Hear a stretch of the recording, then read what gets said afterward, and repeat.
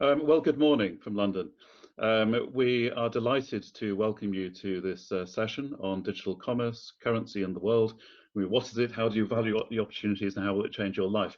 Quite a big agenda. Luckily, we have an expert with us, Einar Tangen, Senior Fellow at the Taihe Institute, who is going to share his thoughts on some of these issues. You may have met me before. I'm Mike Wardle. I'm the CEO of the ZN Group. Chairing today's session, my job is really to get out of the way as soon as possible so we can hear more from our expert. The first thing I'd like to say is just to thank those of you who sponsor the FS Club and enable us to run these series of webinars that range far and wide across technology, innovation, finance.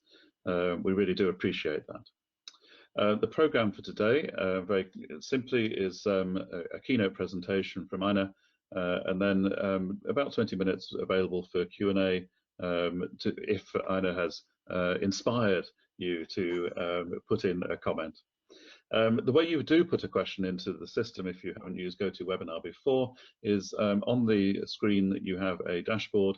There is a question box there. You can type your questions in. They will come to me, and I will moderate the Q&A session based on the questions we receive. I think that's all by way of introduction. Please do put your questions in at any point during the presentation when Einar sparks a thought in you. Really looking forward to this session.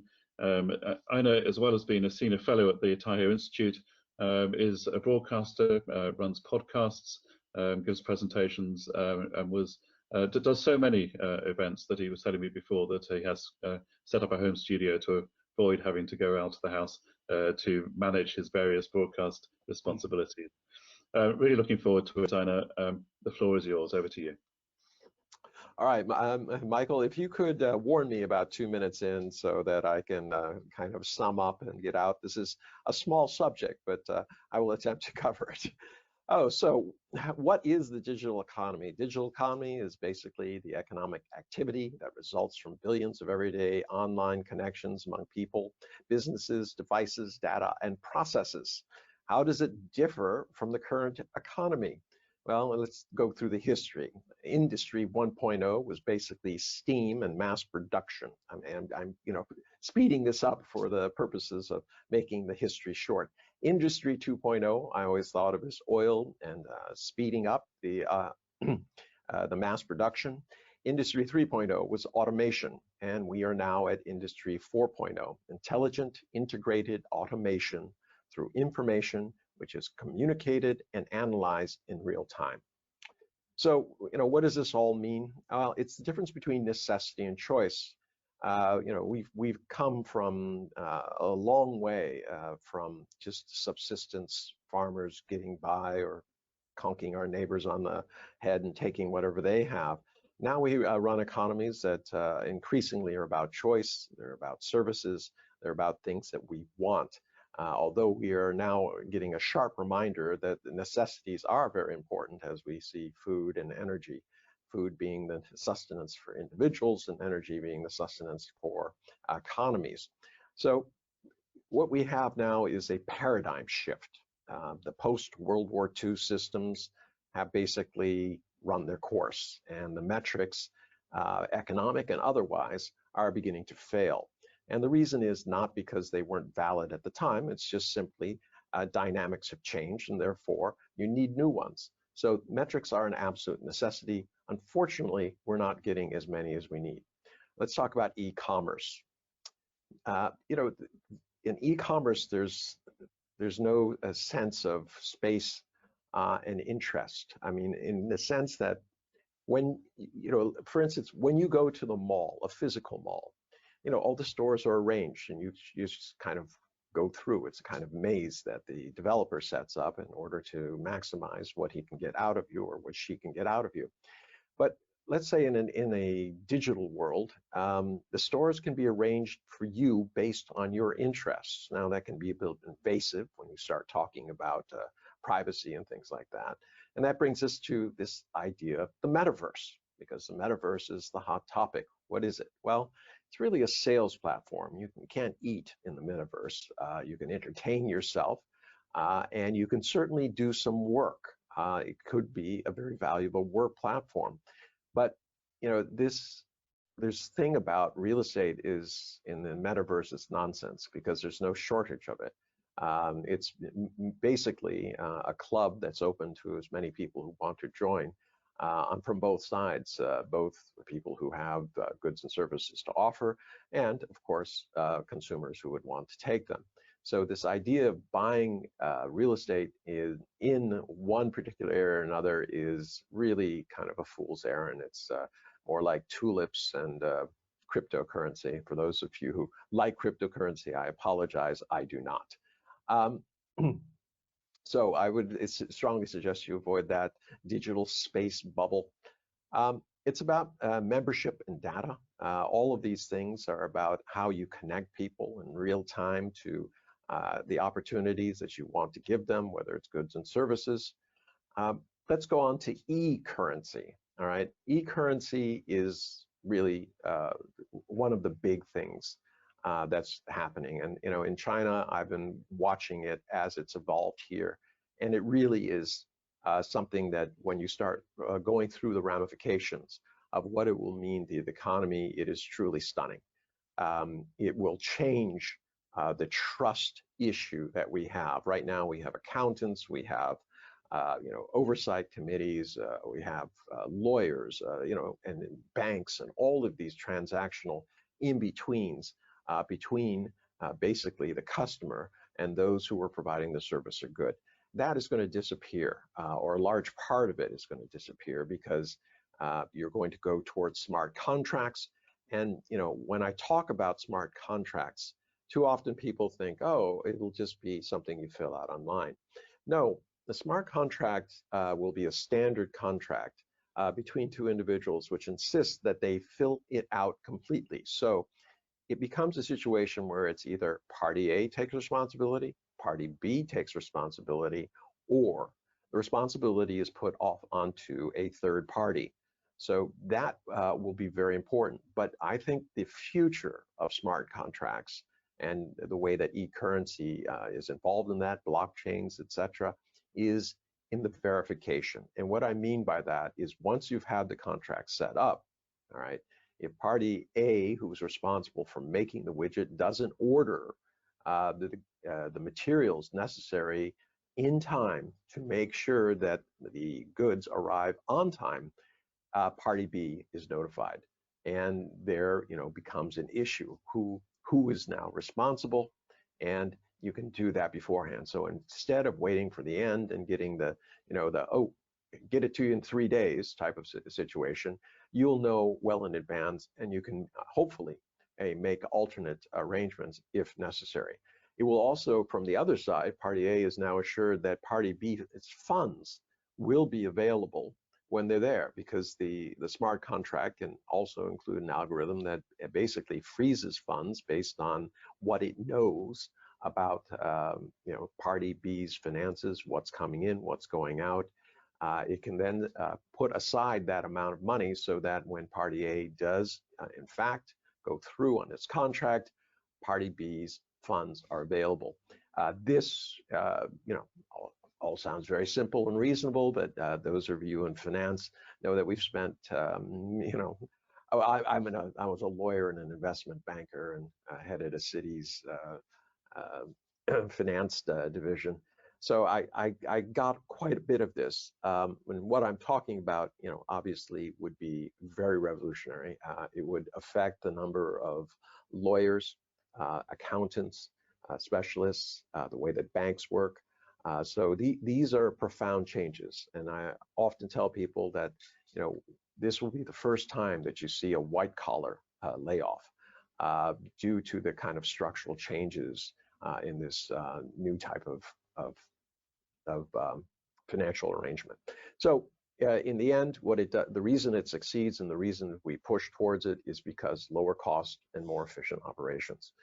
Individuals, the producers of the goods and services and the customers of them will get a price break, and part of that can be going back to them.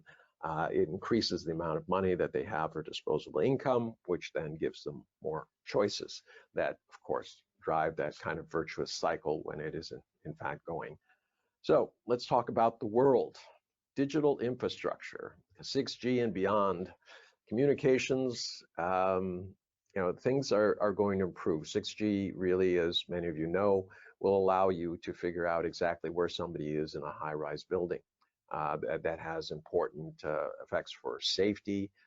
It also has, unfortunately, important aspects for war, for conflict. So it's a double-edged sword, but it will allow the delivery of goods very specifically, perhaps by drone. It'll come up to a window and knock on the window, and then you can grab your McDonald's instead of having to traipse down to the first floor and search through the bags that are sitting out front on them. Location is a huge issue, as I just said, and it really is going to make a big difference when you start looking at how much data is going to be created and what that data can be used for.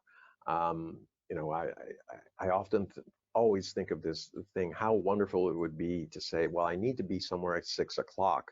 And instead of trying to estimate what traffic would be like at that time and ordering a car or driving myself and trying to figure out how long it would take me to park, let's say that I have a driverless car. And what it does is I just put a request in to say that I need to be there at 6, and it automatically will send me back a message and say, look, we need to pick you up. That car will pick you up at 5:45 and you will be there at 5:57. Why? Because they know exactly where everything is. And it brings up a lot of questions about smart cars versus smart cities. It's a kind of rainbow. On one end, you have the smart car that can do anything, very bright. It has lots of processors. It has certain redundancies, but it's basically within the car and receiving information from outside. The other side, you have things like smart cities, which have redundancies because they have sensors all over the place within the roads. They have the GPS, they have the this CCTV, the traffic lights, everything out there, and they know where everything is, and they have their own redundancies. My guess is it'll be somewhere in between a car that's smart enough to receive and process the kind of information that is being sent out by the master control, basically the municipal level, so that they can move things around. It changes the way cars are made. They are going to be, they can basically be made out of plastic. They don't need all of this driver, accoutrements and things like this.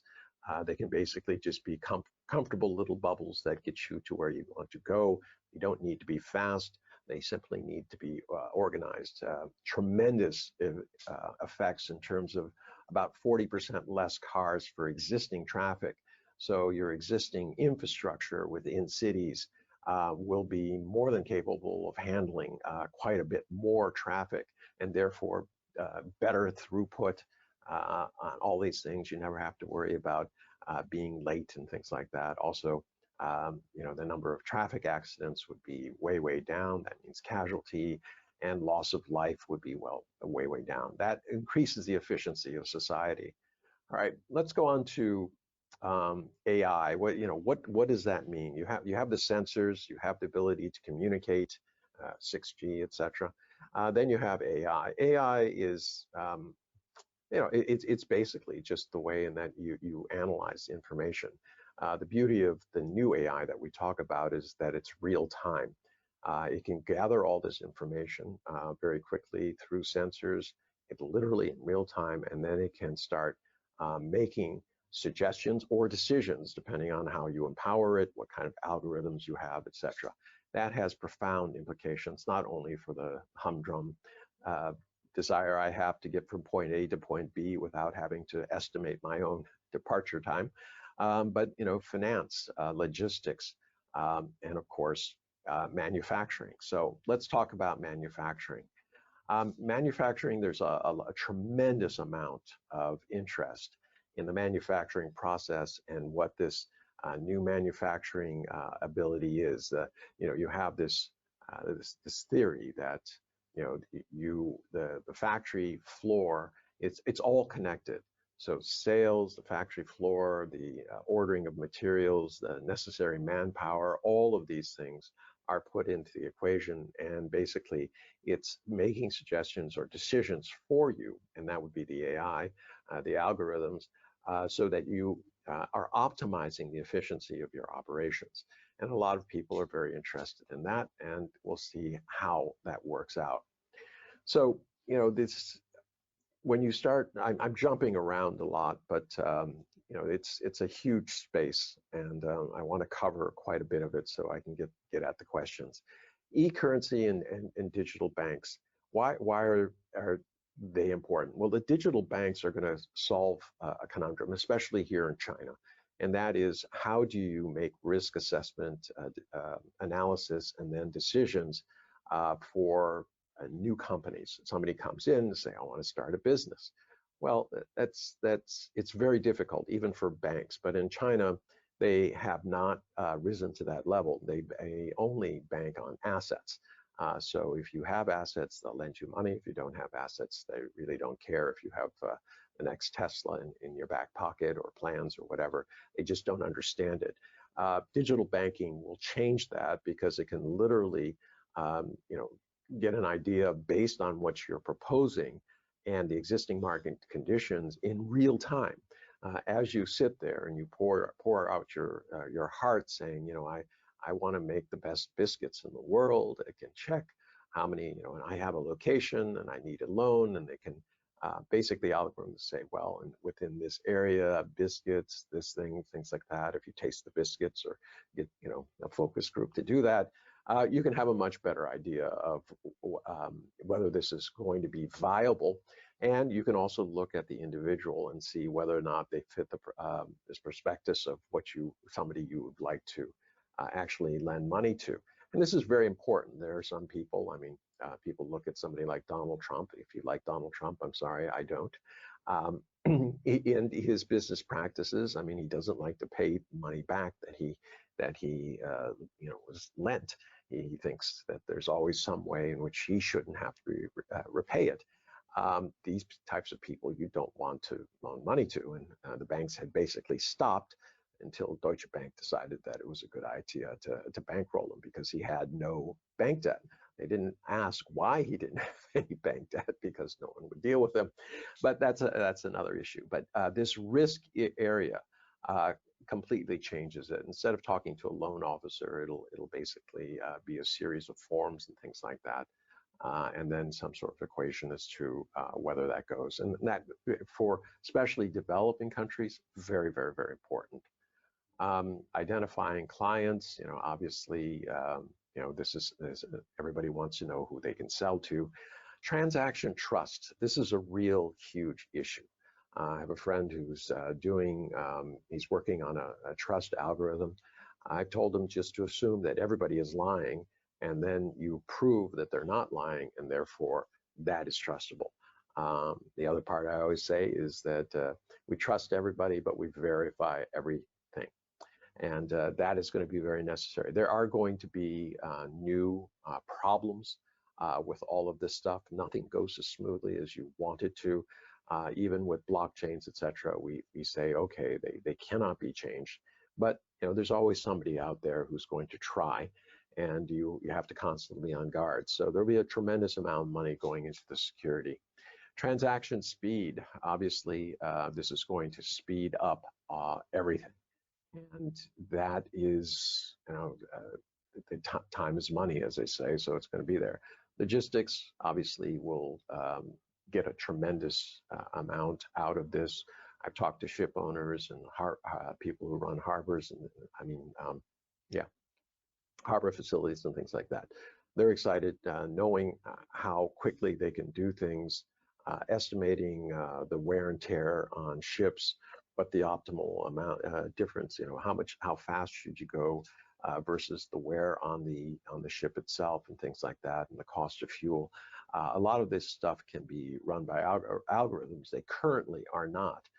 They're kind of just run as a kind of by the seat of your pants, guys who've been doing this for 20, 30 years, make decisions based on market conditions. But I think that could change, especially when you know the need much in advance of the actual occasion. You can then plan your logistics a little bit better.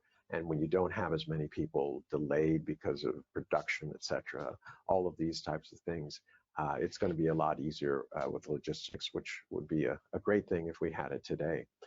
All right, we talked about driverless delivery in transportation, huge issues, displacement, economic.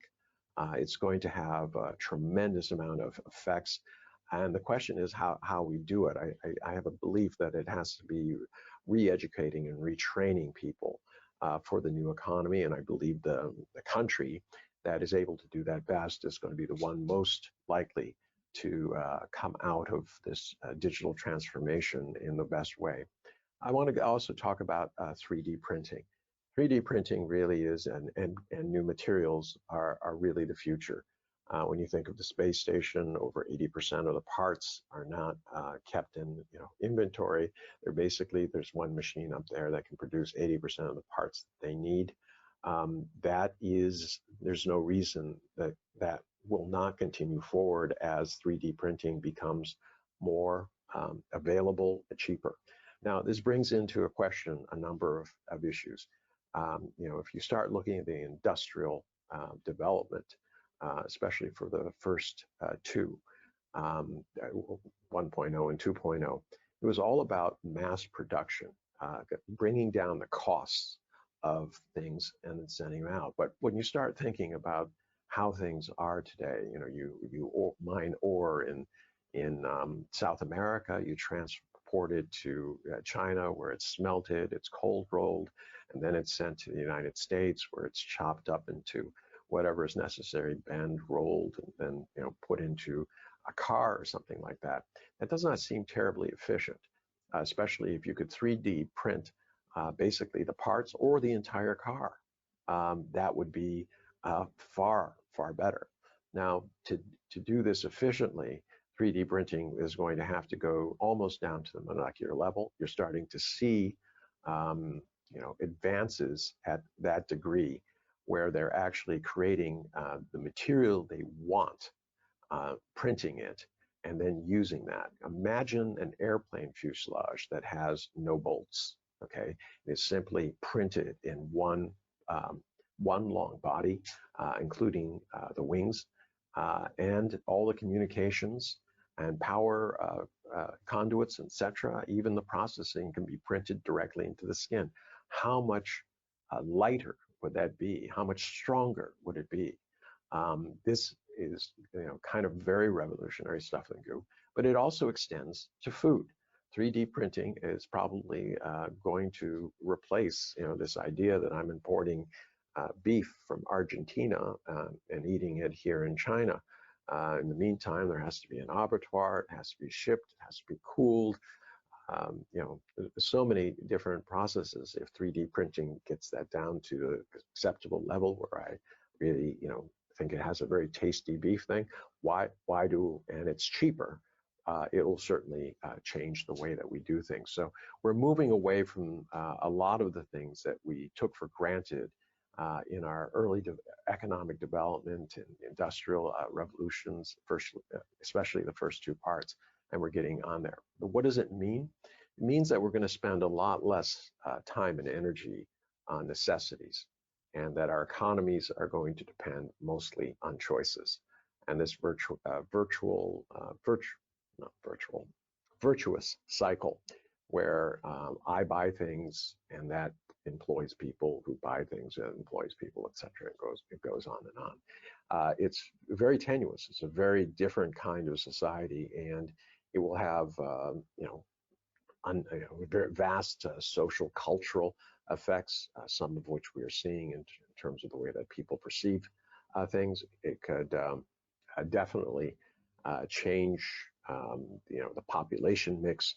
There are all sorts of things that are changing, and I'm just trying to get across this idea that what we're going through is not just a minor tweak. It's not like the automation craze of 3.0.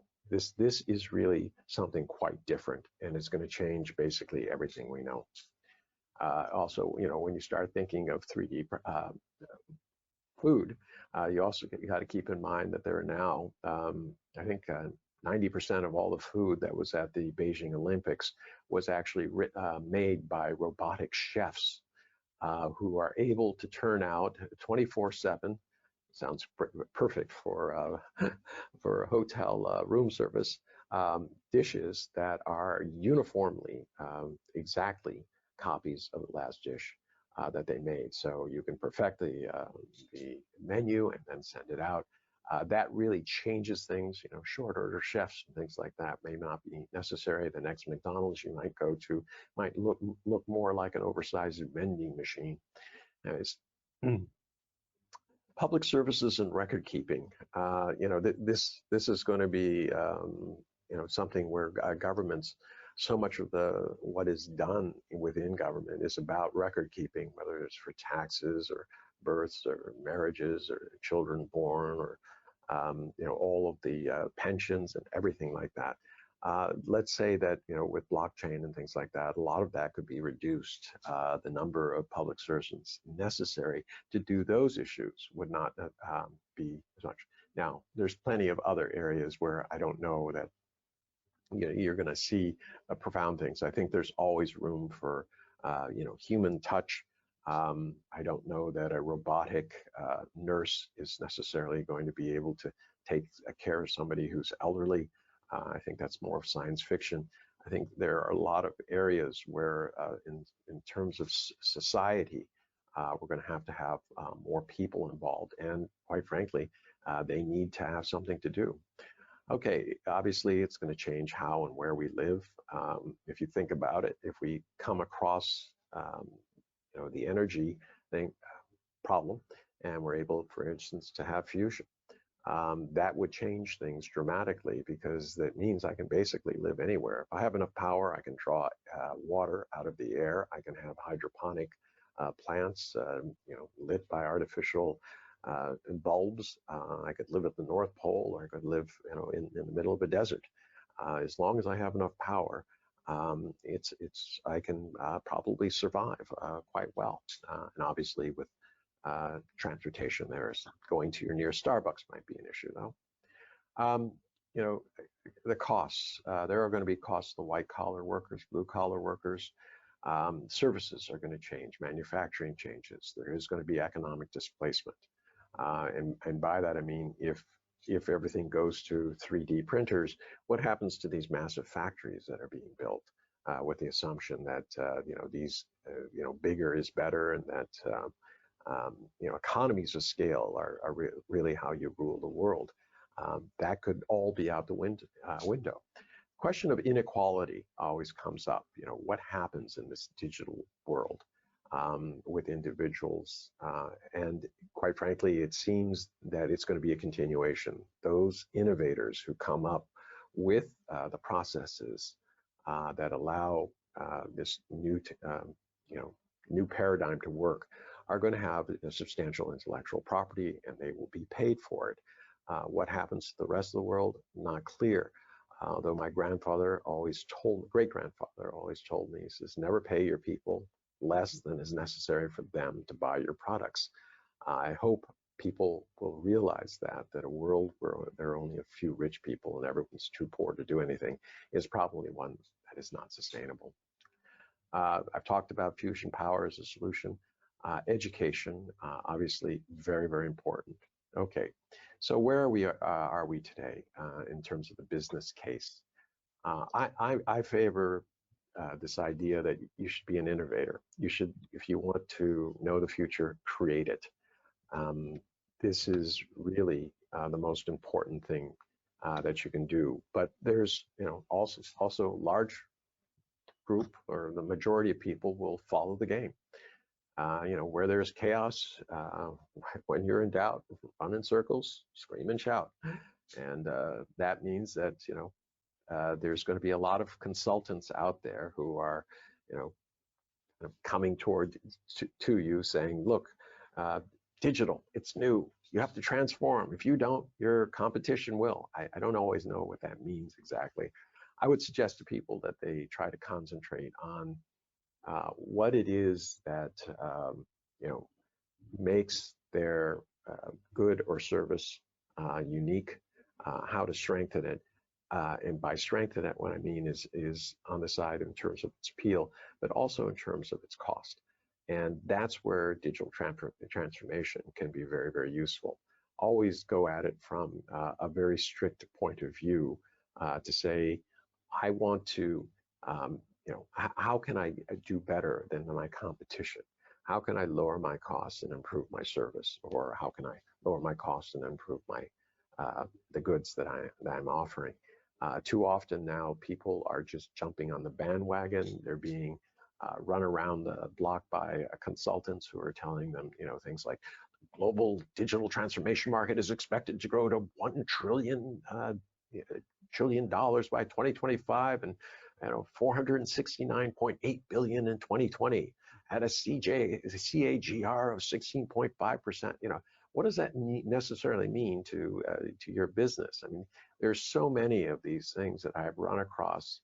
You know, whether it's from market to market or IDC, you know, the World Economic Forum, 100 trillion is going to be added to the world economy through digital transformation by 2025. You know, these are all kind of amorphous. People talk about these big numbers, but you really have to use a lot of common sense.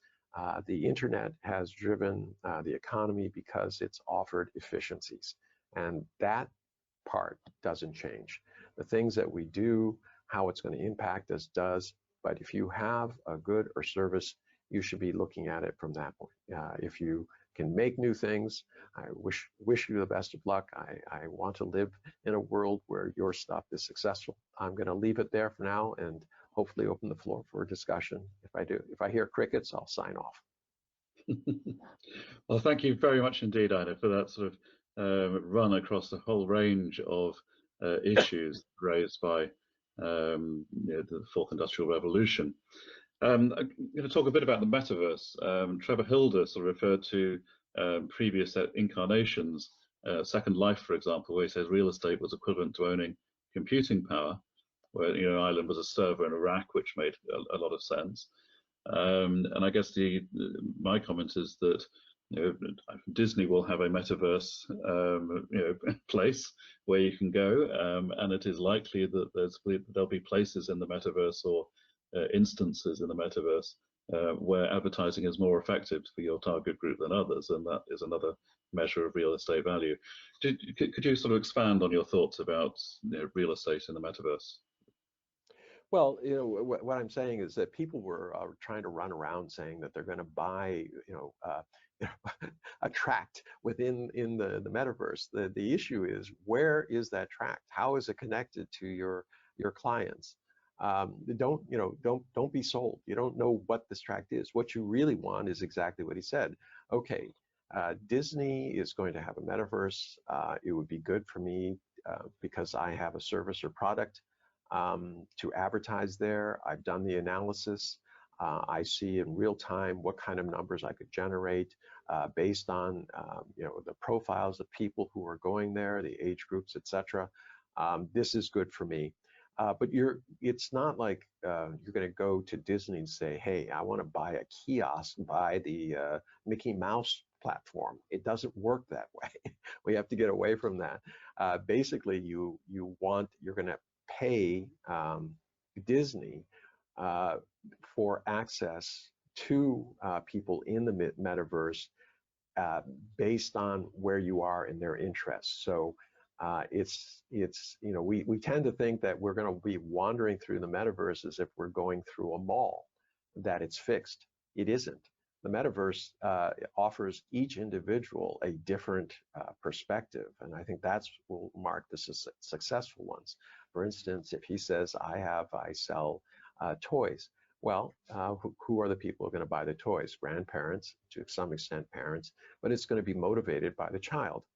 McDonald's discovered this thing, so that's why Happy Meals made them hundreds of billions of dollars. grandparents had to take their grandchild in because they said, I want that little figurine.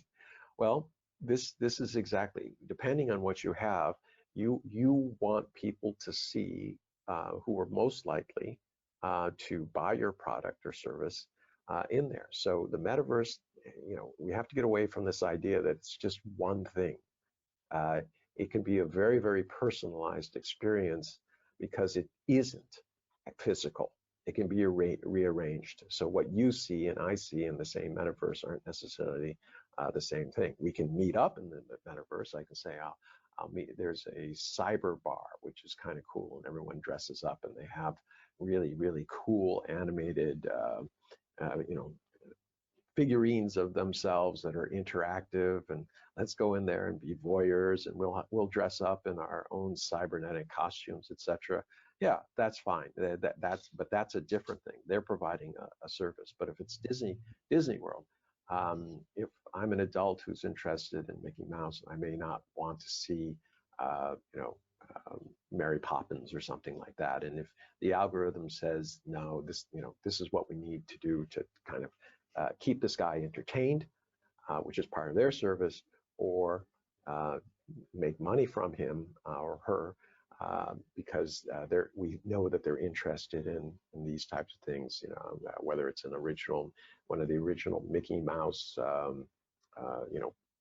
cartoon lithographs that they have, or whatever.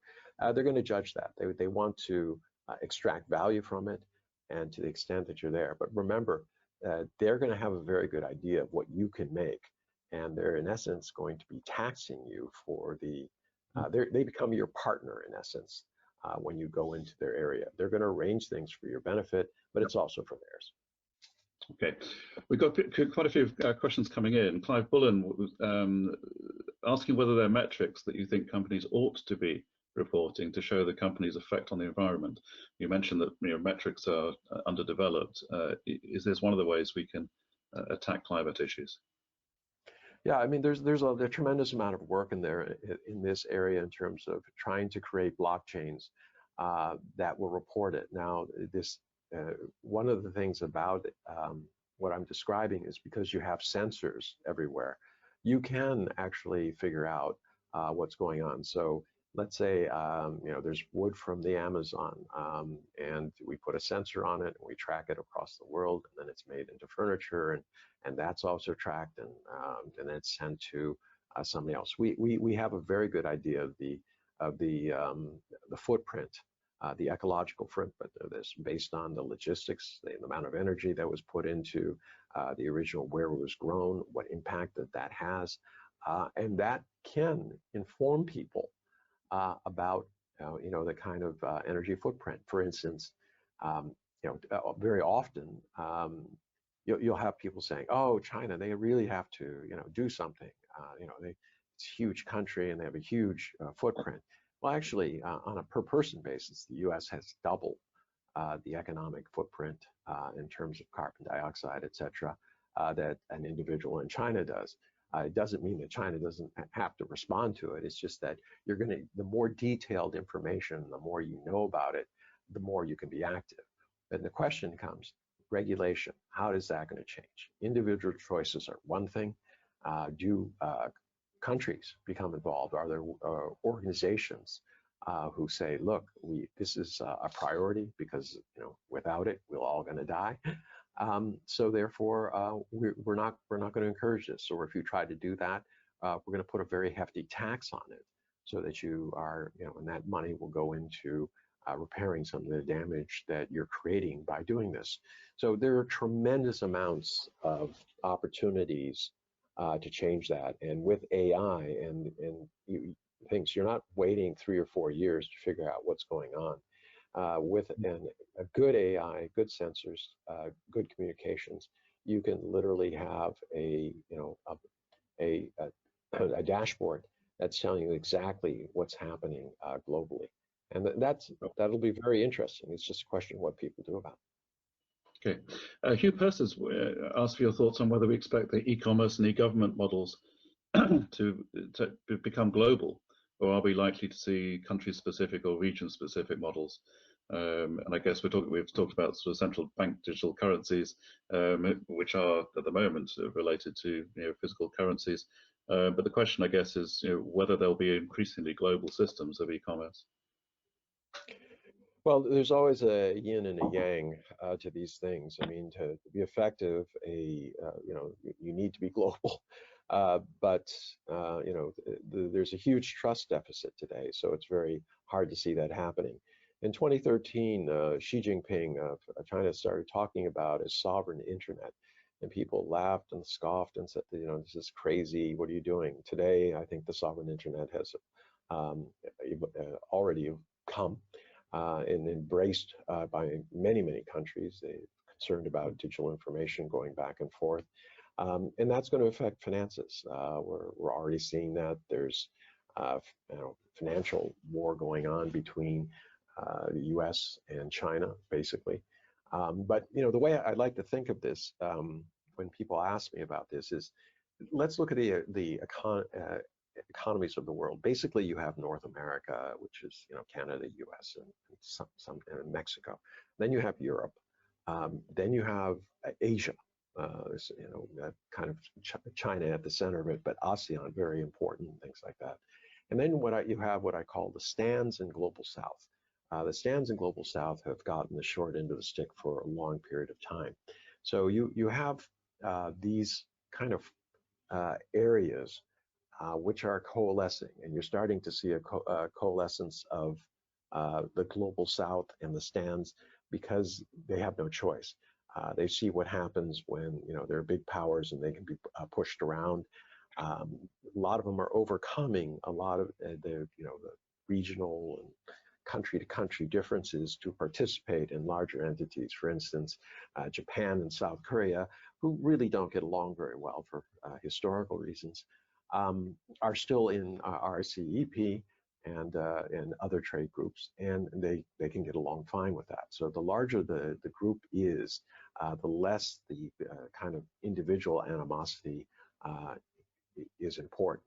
So yes, there are going to be different levels within China as they develop their e-yuan. They're definitely going to go international with that. What is the response by the rest of the world? Very interesting to see. I mean, the US dollar became preeminent because the US was a preeminent economic power and trader. China will basically be that sometime after 2030. And when that happens, does the e-yuan, which is more efficient, it's much easier to transact business with.